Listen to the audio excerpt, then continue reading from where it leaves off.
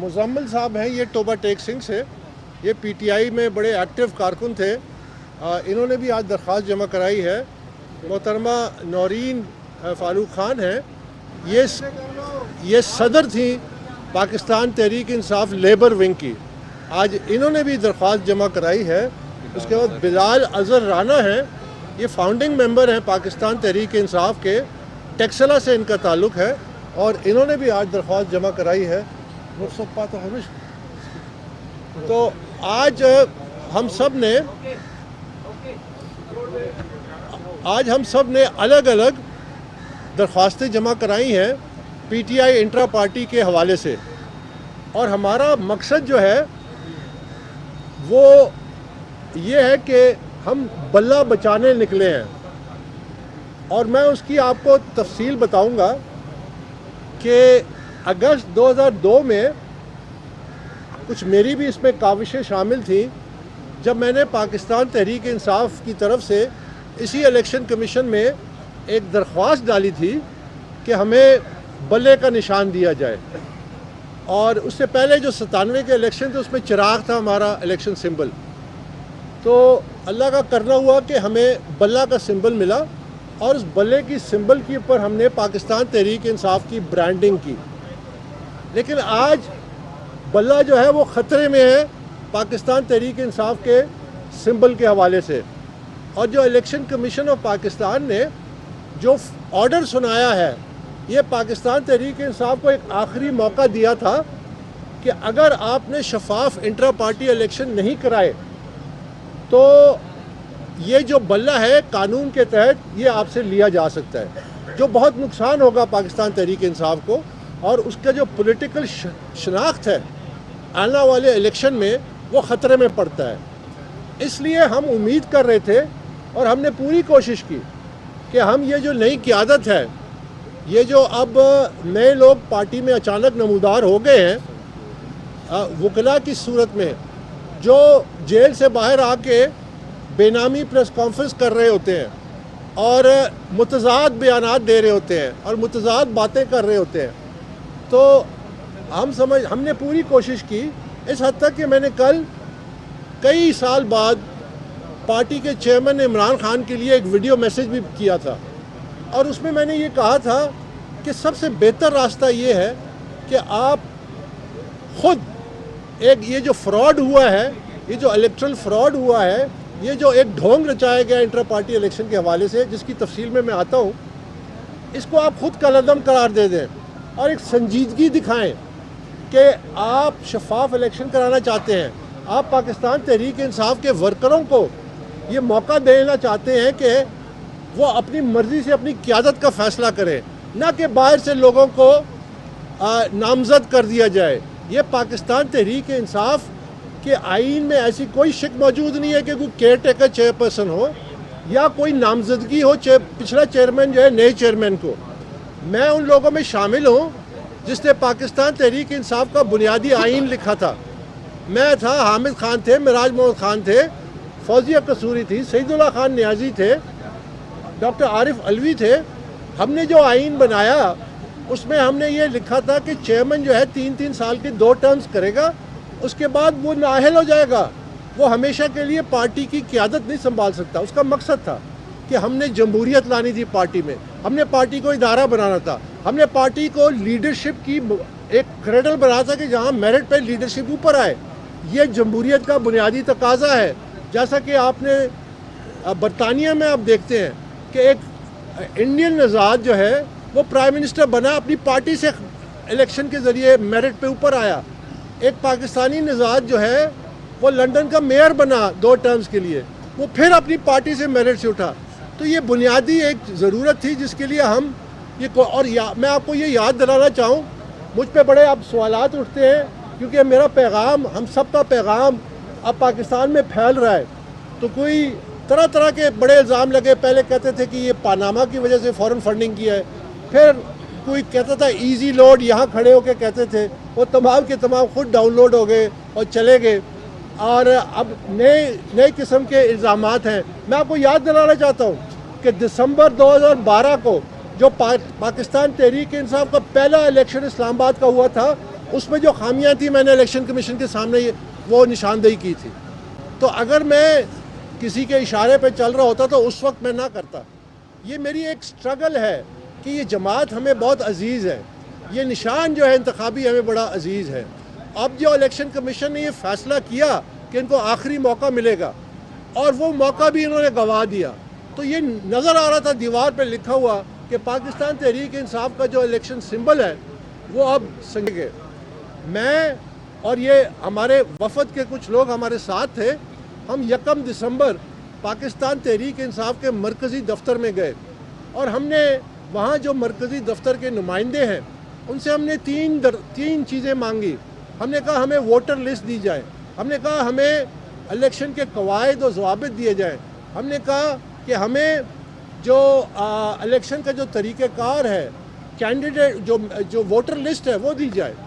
آپ یقین کیجئے انہوں نے بڑی سچائی سے کہا کہ یہ چیز ایگزسٹ ہی نہیں کرتی، ایسی چیز موجود ہی نہیں ہے تو ہم آپ کو کیسے دیں. اور یہ تمام چیزیں ریکارڈڈ ہیں، یہ تمام چیزیں ریکارڈڈ ہیں. تو آج ہم نے جو درخواست دی ہے، جو میں نے درخواست دی ہے، اس میں ویڈیو ثبوت بھی دیے ہیں. وہ حقائق سامنے ہم نے رکھے ہیں کہ یہ الیکشن جو ہے، یہ الیکشن ایکٹ 2017 کی کھلا خلاف ورزی ہوئی ہے. اور کیونکہ الیکشن ایکٹ 2017 کہتا ہے کہ ہر جماعت کے ممبر کو یہ اختیار ہے کہ وہ اس کے الیکشن میں حصہ لے. ہم پی ٹی آئی کے ممبر ہیں. آج آپ نے شاید سنا ہو کہ صبح ایک درخواست بھی ڈال دی گئی پی ٹی آئی کی طرف سے کہ جی آپ میری درخواست جو آنے والی ہے اس کو انٹرٹین نہ کریں کیونکہ یہ ممبر نہیں ہے. اب آپ اندازہ لگائیے کہ ان کی بوکھلاہٹ کا کیا عالم ہے کہ ابھی میری درخواست آئی نہیں ہے، اور ابھی سے انہوں نے اس کو روکنے کے لیے الیکشن کمیشن میں پہنچ گئے. میں اپنی درخواست کے ساتھ میں نے یہ الیکشن کمیشن کا فیصلہ جو مئی 8 2017 کا ہے، یہ فیصلہ میں نے ساتھ لگایا جس میں 5 ممبر الیکشن کمیشن سردار رضا کی قیادت میں انہوں نے کہا we there for in the light of the letter dated اتنا have no choice but to hold the petitioner as still the member of the party and as local standard. یہ election commission کا order ہے. اس کے بعد میں نے ایک اسلام آباد ہائی کورٹ کا فیصلہ لگایا. یہ جسٹس محسن اختر کیانی کا ہے، 2018 کا 18/7/2000. یہ جسٹس محسن اختر کیانی کا اسلام آباد ہائی کورٹ کا فیصلہ ہے جس میں میری ممبرشپ کی دوبارہ تصدیق کی گئی. اس کے بعد اسلام آباد ہائی کورٹ کے اس وقت کے چیف جسٹس آنریبل جسٹس اطہر من اللہ کی قیادت میں ایک ڈویژن بینچ نے اس فیصلے کی توثیق کی، اور وہ ایک جو سنگل بینچ نے لکھا ان مائی ہمبل ویو رسپونڈنٹ نمبر 2 یعنی ایز پر ڈیٹڈ یہ یعنی تمام عدالتی فیصلے.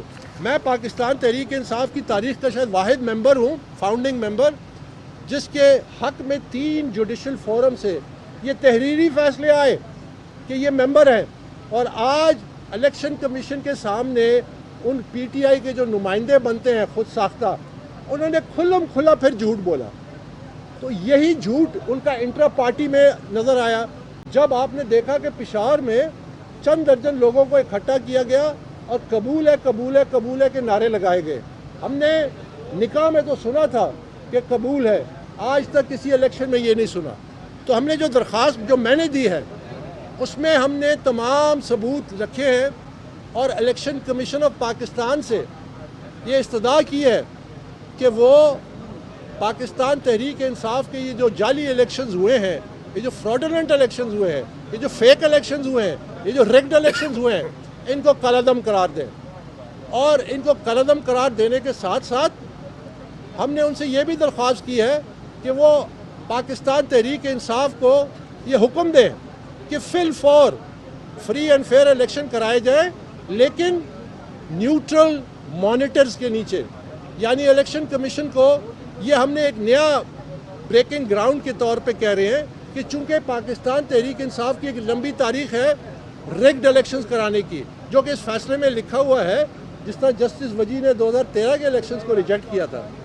تو ہم نے الیکشن کمیشن سے کہا ہے کہ آپ ان کو حکم دیں کہ فوراً فریش الیکشنز کرائیں इंडिपेंडेंट मॉनिटर्स को तैनात करें ताकि वो उस इलेक्शन प्रोसेस को देखें कि क्या वो ट्रांसपेरेंट है कि नहीं। और तीसरी बात, जो ही पाकिस्तान तहरीक इंसाफ शफाफ इलेक्शन कराती है तब उनको ये बल्ले का निशान जब तक एबेंस में रखें, जब तक ये बल्ले का निशान उस वक्त इनको दें जब ये शफाफ इलेक्शन कराते हैं। और इसमें आखिर में सबसे अहम बात, मैंने अपनी दरख्वास्त में ये लिखा है कि इलेक्शन कमीशन का ये वक्त आ गया है कि इंट्रा पार्टी इलेक्शन जो कागजी कार्रवाई होती है, जो एक नाटक होता है, ये ना सिर्फ पीटीआई में बल्कि बाकी जमातों में भी होता है। हम समझते हैं, मैंने लिख के दिया है इलेक्शन कमीशन को कि आप तमाम जमातों को उससे गुजारें। मैंने लिखा है, it is time that the charade of holding rigged and manipulated intra-party elections must end. All major political parties must be vigorously scrutinized under the relevant laws to allow credible and competent leadership to emerge from within political parties.